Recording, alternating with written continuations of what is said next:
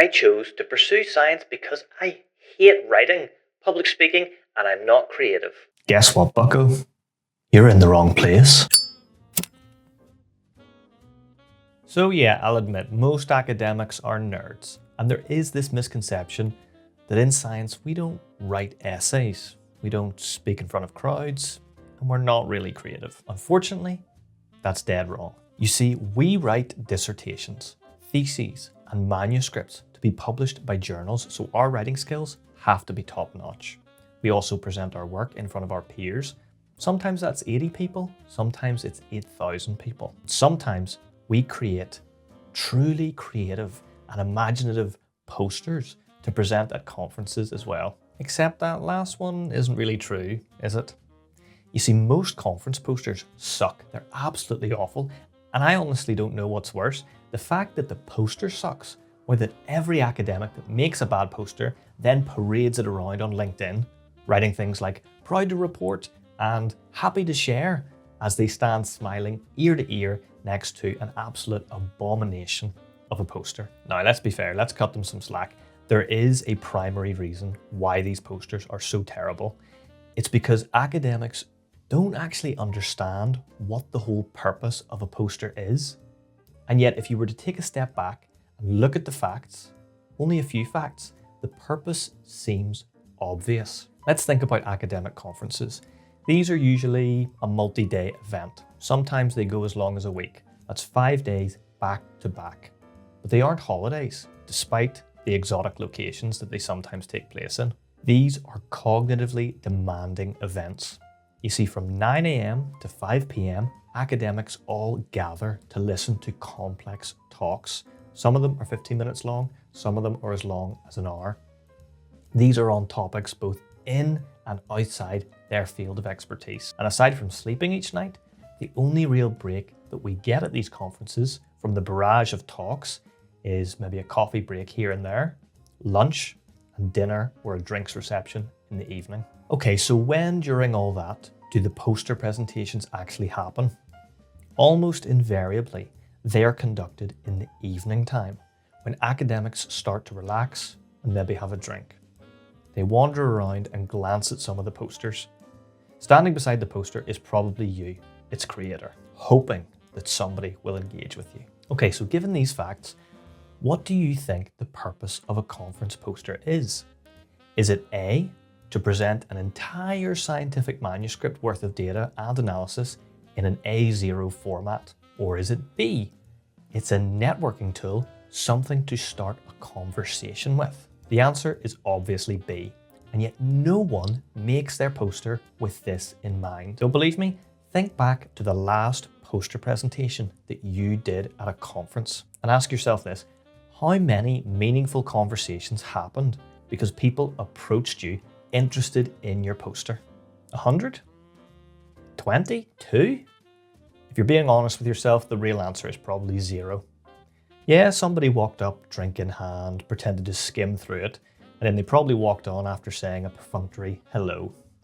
And all the while, you stood there wishing that they'd take the bait and ask you a question about your research.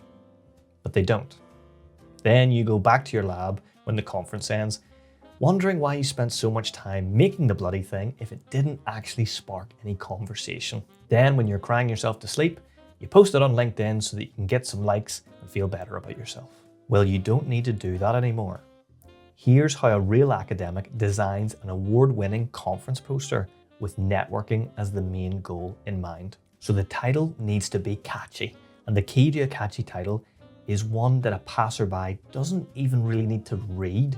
It should be really concise and in simple language. Save those long, jargon-filled titles for journal articles. Notice how this title stands out from all the others you've seen. It's short, simply put, and it tells you enough to allow you to decide whether you're interested in reading on or not. Also, pay attention to the use of colour. The yellow on blue provides high contrast so that it can be spotted and stands out from a mile away. Now, on the topic of colour, check out the rest of the poster. These are unusual colours to see on a poster. Most people go for white background, black text. The only colour you probably see on most posters is their institution colour, usually used as a banner along the top or behind headings, but you don't have to do that. The only thing it accomplishes is ensuring that your poster looks like everyone else's, which is the exact opposite of what you want. The key to attracting some engagement is to pick colors that stand out, but be mindful that you must maintain high contrast between the text color and the background color so that people can read it easily. Now, speaking of text, you want barely anything here, okay? Barely anything at all. Remember, people are starting to enjoy their beer and their wine they've just eaten. Don't make them vomit by having to read through all of your word vomit. Don't force them to work hard by reading an entire paper load of text just to understand what you've done. Be concise. Condense your work down into the minimum amount of text that you can get away with. And if you can't do that, then you really shouldn't be allowed to make a poster. End of. Now, the methods section, this is an easy win when it comes to reducing the amount of text on your poster. Visuals do so much of a better job at explaining the methods than a paragraph of text. Use something like BioRender and a few words here and there to guide you. When it comes to the data that you're presenting, the same rules apply to data that apply to the amount of text, okay? Less is more. Yes, you've done a lot of work and you want people to be impressed, but you also want them to actually stop and engage with you. Best way to do that, just include the main data. Make the data visually appealing, okay? Make the color scheme of the data consistent with the poster. Hold most of it back. That way you've actually got something to talk about when someone engages you in conversation. You never know, they might even start talking to you because they've spotted something missing from your graphs. Bingo, mission accomplished. Okay, one final tip, and I honestly can't believe I still have to say this. I can't believe I still see people making this mistake. You must, absolutely must, put a photo of yourself on the poster and your contact info. You can use your social media handles or your email. Now, when I said before that poster presentations happen during the evening session, in actual fact, people do roam about and look at them unofficially during the coffee breaks and the lunch breaks. Now, the reality is you cannot constantly be next to your poster 24/7, so give people a way to make contact, to connect and network with you. The picture serves the extra purpose of ensuring that they know that the person standing next to them is actually the author, the creator of the poster. Okay, folks, what do you think? Am I dead wrong or am I absolutely on the money when it comes to academic posters? Let me know down in the comments below. What's holding you back from making posters like the one I've showed you today?